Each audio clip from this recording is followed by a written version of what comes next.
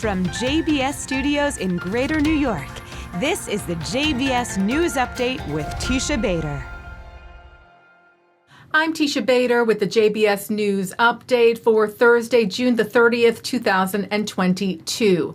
Israel's Knesset voted to dissolve itself this morning with new elections set for November the 1st, and with that, a new prime minister who will serve until those elections and until the establishment of a new coalition, Yair Lapid.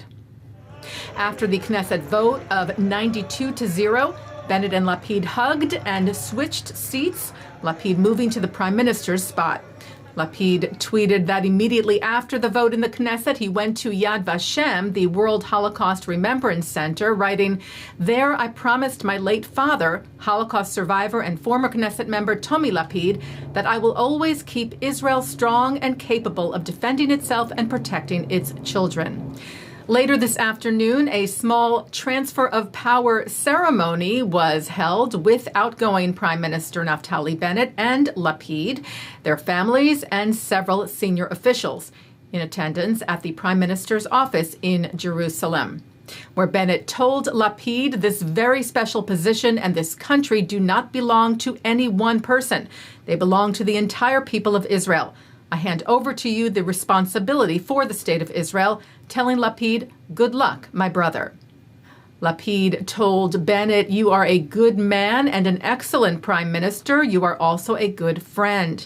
He said of the new role, "We'll do the best we can for a Jewish democratic state, good and strong and thriving, because that is the job and it's bigger than all of us."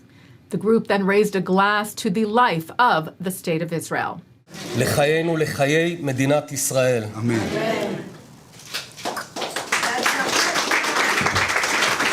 תודה רבה לכולם. Lapid and his wife Lihi met later with Israel's President Isaac Herzog and his wife Michal. And at midnight local time in Israel, Lapid officially became interim prime minister. Israeli troops came under heavy fire overnight last night in the West Bank.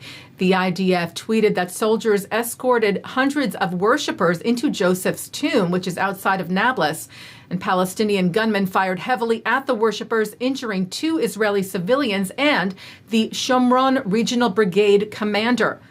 IDF soldiers responded toward the sources of gunfire and escorted civilians out.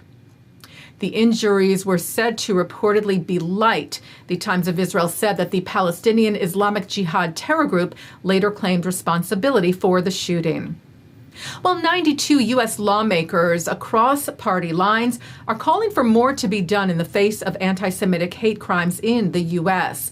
A letter Tuesday to Secretary of Homeland Security Alejandro Mayorkas, spearheaded by Representatives Brad Schneider, Brian Fitzpatrick, Ted Deutsch, and Andrew Garbarino, noted incidents from Pittsburgh to Poway, from Muncie to Jersey City, and from Lakewood to Colleyville, and calls on Mayorkas to advocate for a comprehensive whole-of-government strategy to specifically address the growing problem of domestic anti-Semitism, writing, "Only by working together across all branches and levels of government across our country and throughout our society can we address the many facets of anti-Semitism and ensure the safety and security of the American Jewish community." Jewish Republican Congressman Lee Zeldin won the Republican nomination for governor of New York Tuesday night and will face current New York Governor Kathy Hochul for that position this coming November. Just days before the win, a campaign sign for Zeldin in Huntington, Long Island, was defaced with a swastika and with the number 187, which is often understood as a death threat. Zeldin, who is from Long Island, tweeted, "In the U.S., we settle our scores at the ballot box, and this type of raw hate must never have any home in New York or the U.S."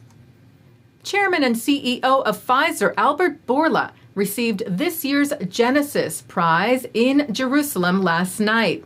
Borla, who received the prize from President Herzog and Genesis chair Stan Polovets, was recognized for leading his company to develop the Pfizer vaccine against COVID-19 in just 9 months, saving countless lives. Borla said he would donate the $1 million prize towards a planned Holocaust museum in Thessaloniki, Greece, where he is from. His parents, whom he paid tribute to last night, were Holocaust survivors from Thessaloniki, once a vibrant Jewish community with a Jewish population of 50,000. It had a Jewish population of only 2,000 after the Holocaust. Taking a look now at our programming for tonight on JBS for Thursday, June the 30th at 7 o'clock, it's Talmud Study.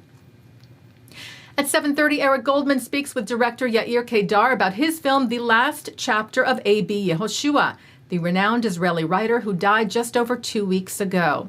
At 8, Jonathan Tobin speaks with award-winning journalist Yossi Klein Halevi to discuss Israeli politics, Arab-Jewish relations, prospects for peace, and more. At 9, Mark Golub sits down with singer-songwriter, entertainer, and actress Shelley Fisher on L'chaim.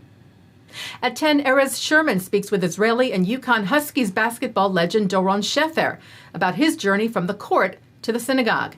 And coming up next, it's Good Week, Israel. And that's the JBS News Update for Thursday, June the 30th, 2022. I'm Teisha Bader. Stay healthy, stay well.